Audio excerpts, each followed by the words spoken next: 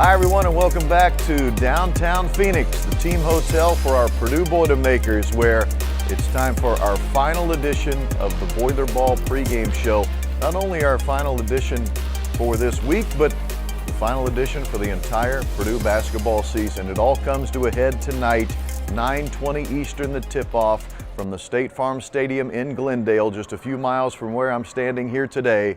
Purdue, ranked third in the country, taking on the number one ranked team in the country, the UConn Huskies, for the national championship. UConn, of course, the defending national champs. The Boilermakers playing in a national championship game for the first time since 1969. My name is Rob Blackman. I will be joined by my broadcast partners that are normally accompanying me, Bobby Riddell and Chris Forman. But first things first, we want to give you just a little bit of preview of what maybe you might expect tonight from the Huskies of Connecticut. Matt Painter yesterday at the dais taking questions from the media, asked specifically about Purdue's plan of attack for tonight against UConn. So let's take a listen to Coach's comments from yesterday, and then when he is finished, I'll be joined by my cast of characters, and we'll tell you what we think about the big matchup here tonight. You know, it's a little bit quicker turnaround for us, so for everybody. But just, you know, watching the game last night and watching a little bit of tape and just trying to talk to as many people as possible. You know, the most important team is your team. I think anybody would say that at this point.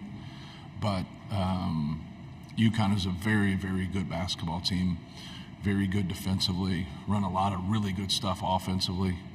Probably going to steal a couple things. I'm going to steal a couple things for next year. But he's just done a phenomenal job. You know, to win the national championship and then to be back in this position. I think there's a lot of things that come with ultimate success that's hard to do, what they've been able to do, and to be able to piece a team together and be able to compete and win multiple championships in their conference, in the tournament, and to keep that focus in the way they've won. You know, there's been some teams that have hung in there with them, and then they've separated from them. And there's been some other teams that have just gotten flat out blitzed. And so it's, you know, you have to be on your P's and Q's. You got to take care of the basketball. You got to be able to rebound. You got to be able to be good in transition. If you take bad shots and you turn the ball over, you're in deep trouble. It's a quick 2 or a quick 3 for them. They're probably the best I've seen in a long, long time, and being able to take your mistake and make you pay for it. At times when you make mistakes, other teams, they're probably going to make you pay, but it's just not automatic. It just seems once that happens, it's automatic. So you just, you know, can't have those type of turnovers and those types of bad shots. Then you got to be able to guard them. You know, if you do those things, you got a chance. It doesn't guarantee success. You got a chance. But if you don't, you know, you don't have a chance. Hey Coach, Claire Hanna with TSN. I'm sure you're trying to keep a lot of consistency in your prep as you prepare for this game, but have you noticed a different energy or vibe from your players as you're on the verge of this national championship game? Not really. It's, you know, obviously it's a quick turnaround. So like when you're, you know, you go to your post-game meal, you know, you go to breakfast, you watch film, and here we are. So it's not a lot of time in terms of what we're doing. You know, they understand what we're up against. They understand we haven't played anybody like UConn. They're not fools. We have cable where we're from. So, like, we're very familiar. I think that's the number one thing of, you know, not fearing your opponent, but respecting your opponent. We have a lot of respect for UConn. They have great individual players. They have a great coach. And so understand it, like absorb that, take that in, and, you know, that's where you have to start. But we've played great teams all year. And just like when we dive into their personnel, whether that's Gonzaga, whether that's Tennessee, whether that's Marquette, whether that's Illinois, Wisconsin, Michigan State, on down the line, you know, respect your opponent, respect those coaches, respect the players, understand how they've really beat people, how they've really dominated people. And I think the word dominate comes out with UConn, right? They've dominated people. They haven't dominated like the bad teams. They've dominated some great teams. And then with that, how do they go about it and just study it, but it's easier to study and like look at than it is, you got to be able to do your job. You got to be able to embrace the physicality, keep them out of transition, keep them off the glass, keep them out of their sets and what they want to do. It's easy to watch and understand that, but it's very, very hard to do, and that's our challenge. Just for us, it's circling the wagons around our best players. If that's Carson Edwards, so be it. When we came 0.3 of a second from going to a Final Four in that game, we didn't play post-up basketball. We tried to do as much stuff in space, and he was so good and dynamic that we let it rip. And people don't realize with that team that he really struggled at the end in the Big Ten, even though we won the Big Ten that year. We really struggled. We got beat in the first round of the Big Ten tournament. He didn't shoot well the last couple games of the season after really shooting well. And then going into the tournament, he became the darling of the tournament. His last 3 games, he made 10, 9, and 8 threes.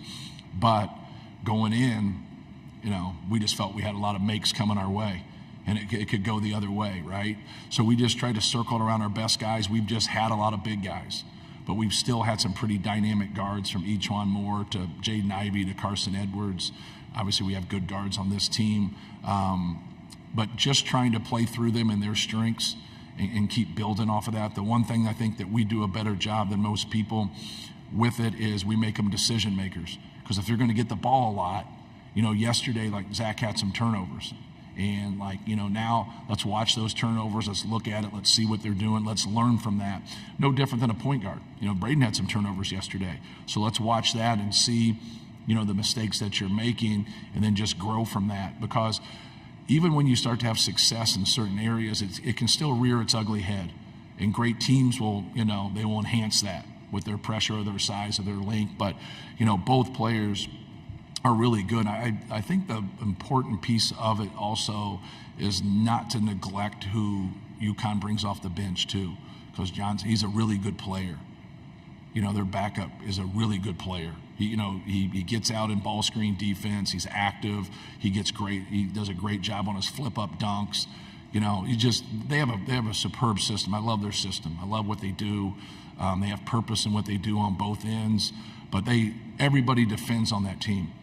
You're not allowed to play, right? If you can't guard, you can't play. So it's like one of those deals, like old school. And but no, like Klingon is really good. He changes the game defensively, but offensively he's a good player too. He's just going to keep coming. He's going to be a fabulous player. He's got 15 to 20 years in front of him. But don't take anything away from other guys on that front line, because they're all good players. And welcome back here to downtown Phoenix. Hope you enjoyed some of the sights and the sounds there from head coach Matt Painter giving us his thoughts on the UConn Huskies. As I promised you before we showed you that video, I am joined by my normal crew. To my left, Bobby Riddell. To my right, Chris Forman. And Bob, I'm going to start with you, because you said something in our team locker room yesterday that really hit home with me, and that is, no matter what happens tonight, this is it. Those Purdue players, the seniors specifically, are going to put on that Purdue uniform for the final time. Yeah, it's a pretty unique circumstance as a player to be able to, put that uniform on before the game and know, this is the final time you're doing it, regardless of the result. That's going to be a unique experience for those guys, certainly, for sure. Zach Edey, Mason Gillis, Ethan Morton, Lance Jones, Carson Barrett, and Chase Martin. So it's going to be a fun experience for them.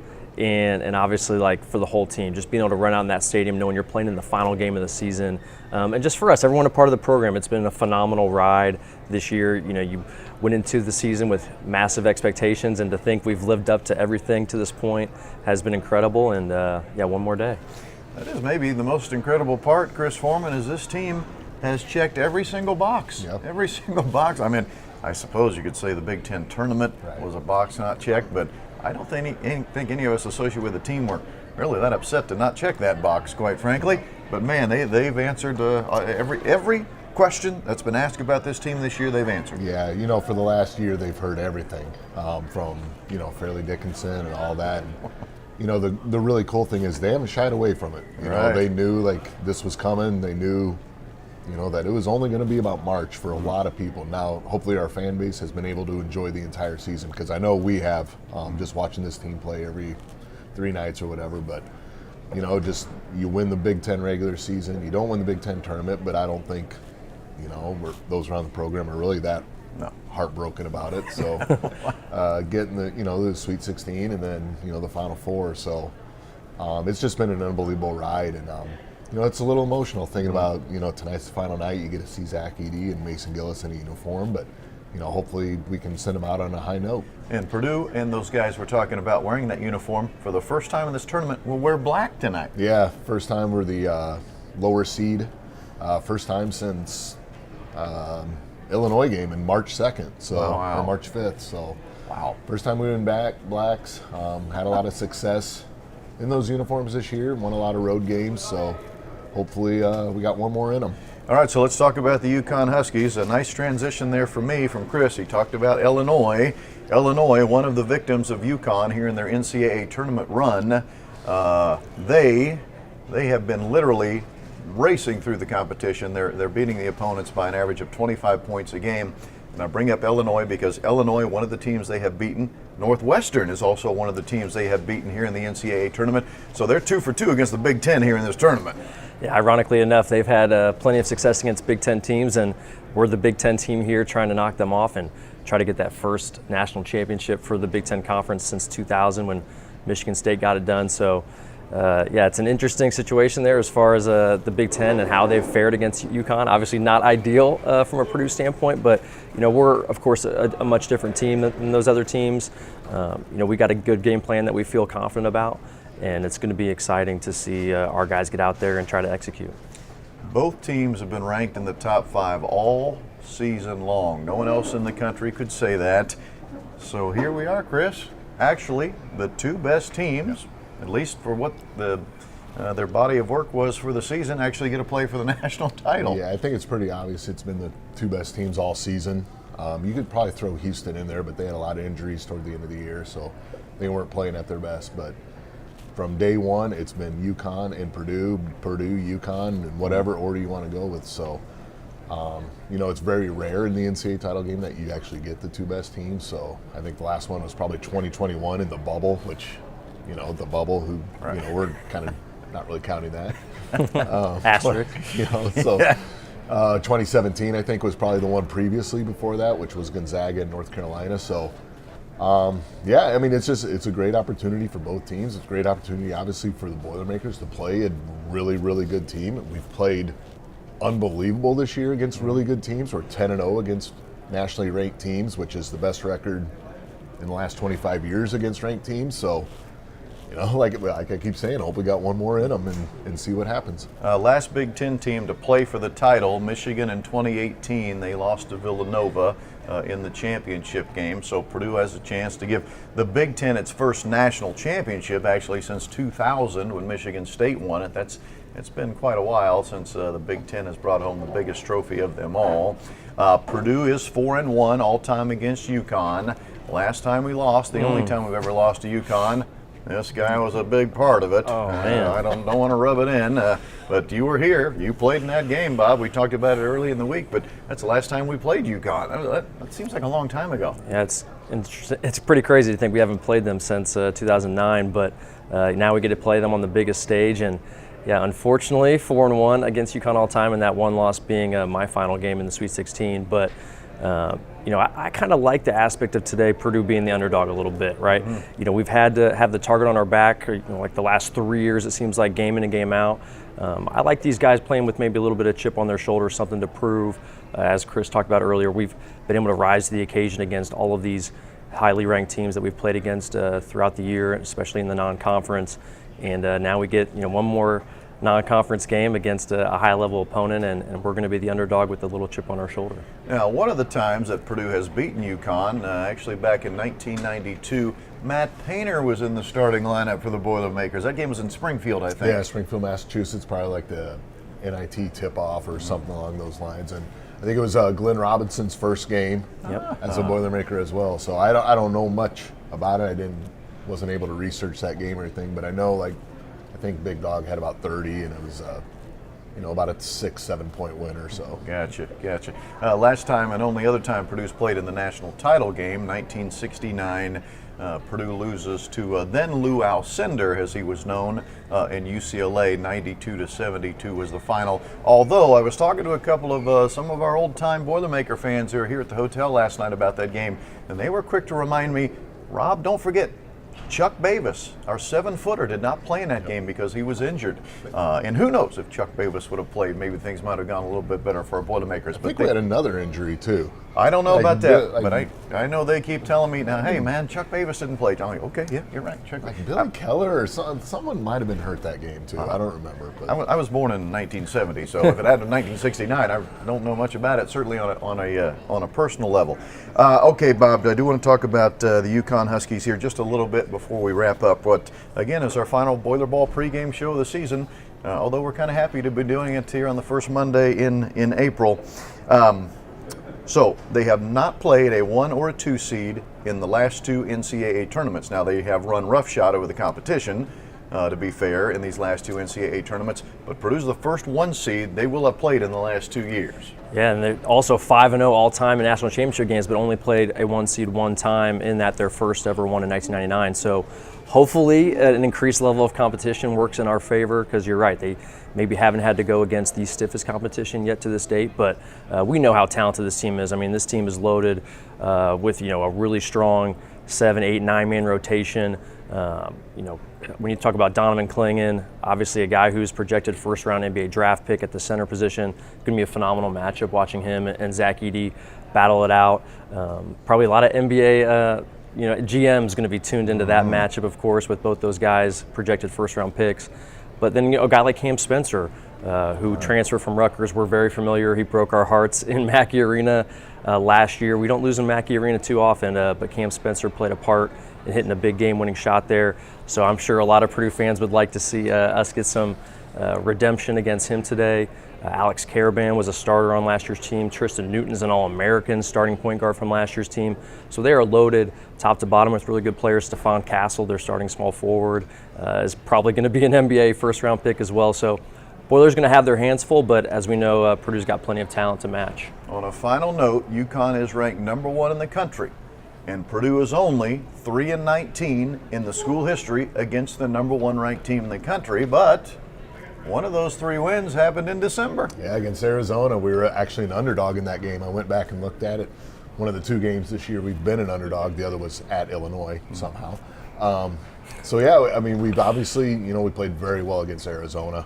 Offense was really clicking. Their defense just could not stop anything we did. So I think UConn's defense is significantly better than Arizona's. Stephen Castle, as Bobby mentioned, is one of the elite on-ball defenders in college basketball, so we assume he'll get the Braden Smith challenge. So Purdue's going to have to really move the ball, be crisp with their passes, and just really be fine-tuned in what we do offensively, and just try and really limit the mistakes against the Huskies. For those of you that are watching this right now as it's being posted online, I can only assume you've probably by now seen the total solar eclipse. Last time that happened, at least in portions of the state of Indiana, was 1869, which happens to be the same year that Purdue University was founded. So I think that's a good sign for us. The 3 of us and everyone associated with Purdue basketball are hoping that all of the planets will align perfectly for us tonight to bring home a national championship. Purdue technically is the national champs in 1932. That was an award given by the Helms Foundation, basically on a voters voting type of a situation. There was no actual tournament to go win the whole thing. So Purdue has a chance to win its first ever true NCAA tournament title in men's basketball tonight. 9:20 is the tip-off, 9:20 Eastern. You'll catch Bob and I on the radio with our pregame show beginning at 8:15. For Chris and for Bob, for Corey Palm behind the scenes, we just want to say thank you for being with us all season long. I know we try to do these BoilerBall pregame shows sporadically throughout the season, and then of course we try to really give you our best effort here in Phoenix, because why not? When you haven't been to the Final Four since 1980, we as the fans, you deserve our best. So we hope you've enjoyed every minute of these broadcasts. I'm Rob Blackman. We will talk to you tonight from Glendale, Arizona. National championship game, Purdue and UConn. Boiler up, hammer down, and Let's hope we're celebrating late tonight.